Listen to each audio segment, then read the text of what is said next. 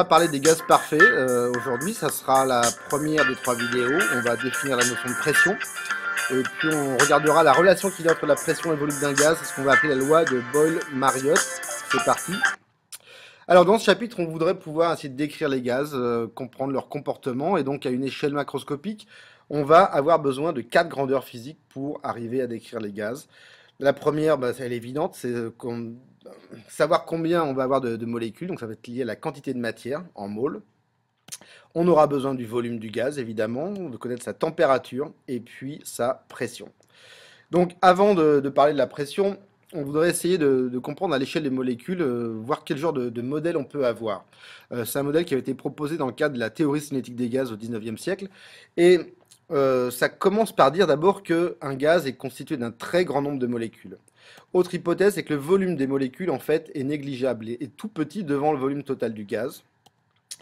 Que toutes les molécules vont avoir des mouvements aléatoires avec des vitesses qui peuvent être toutes différentes.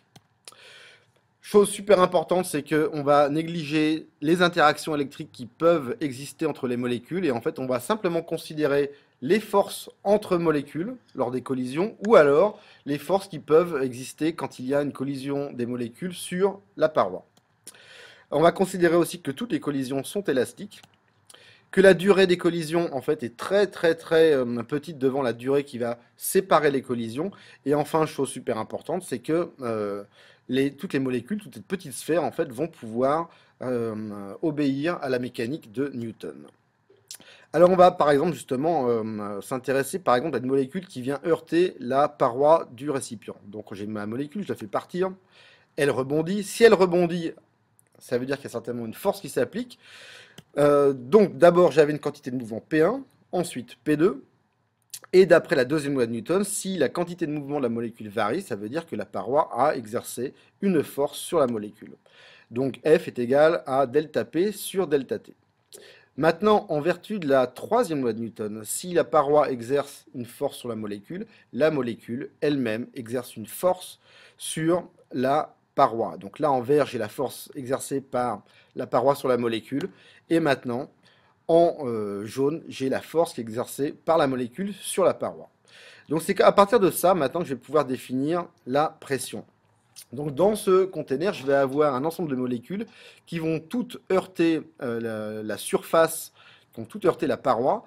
Et en fait, ce qu'on va appeler la pression, c'est tout simplement la force divisée par la surface. Alors au niveau des unités, la pression est exprimée en pascal, les forces en newton et puis les surfaces en mètres carrés. On parle parfois de pression atmosphérique. On sait que dans l'atmosphère, dans l'air qui est autour de nous, on a plein de molécules qui vont évidemment frapper toutes les surfaces qui sont autour de nous. C'est ce qui va définir la pression atmosphérique. Alors au niveau de la mer, la pression est de 1013,25 hectopascal. Alors je rappelle que 1 hectopascal, c'est 100 pascal. Maintenant, on peut avoir d'autres unités que le pascal. On peut avoir le bar, donc qui fait 10 puissance 5 pascal. Et puis, comme on parle souvent de pression atmosphérique, on a défini une nouvelle unité qui était 1 atmosphère, donc ATM, qui est 1,01325 fois 10 puissance 5 pascal. Donc en fait, est égal à la pression atmosphérique exercée en pascal. Au niveau des appareils qui peuvent mesurer la pression, j'en cite deux qui sont les plus connus, le baromètre et puis le manomètre. Donc maintenant, on va essayer de comprendre ce qui se passe entre la pression et le volume d'un gaz. Donc j'ai enfermé de l'air dans une seringue. Je suis en train de faire une extension. On s'aperçoit que la pression diminue. Maintenant, je vais faire une compression. Et on s'aperçoit que la pression augmente. Alors si je décris ça sur un graphe, j'ai une relation qui n'est pas du tout proportionnelle. J'ai par contre en fait une relation inversement proportionnelle. Maintenant, si je trace P en fonction de 1 sur V, là, j'ai une très belle proportionnalité. Ce qui veut dire que P est égal à une constante fois 1 sur V, et donc que le produit de P et de V est toujours constant. C'est ça qui va définir en fait la loi de Boyle-Mariotte à température constante.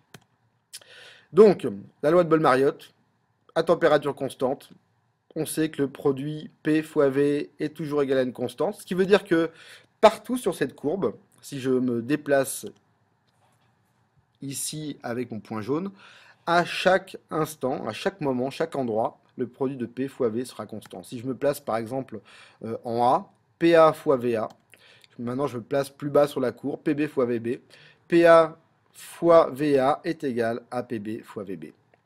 Maintenant, comme cette transformation sur cette courbe se fait à température constante, on a donné un nom à cette courbe, c'est ce qu'on va appeler une courbe isotherme. Iso, ça veut dire même, terme, c'est la température, donc c'est une évolution à même température, courbe isotherme. Alors on peut faire des applications de ça. Imaginez que j'ai un gaz qu'on va considérer à l'état 1, c'est-à-dire avec une pression de 2000 hectopascales pour un volume de 30 millilitres. On va le faire passer maintenant à un deuxième état. On augmente son volume, 50 millilitres. Je ne connais pas la pression 2, mais par contre, je sais que, et je fais ça évidemment à température constante, je sais que le produit de P fois V est constant, donc je peux tout simplement arriver à retrouver P2. P2, ça sera P1 fois V1 divisé par V2, et j'aurai à ce moment-là une pression de 1200 hectopascales. Voilà pour cette première vidéo.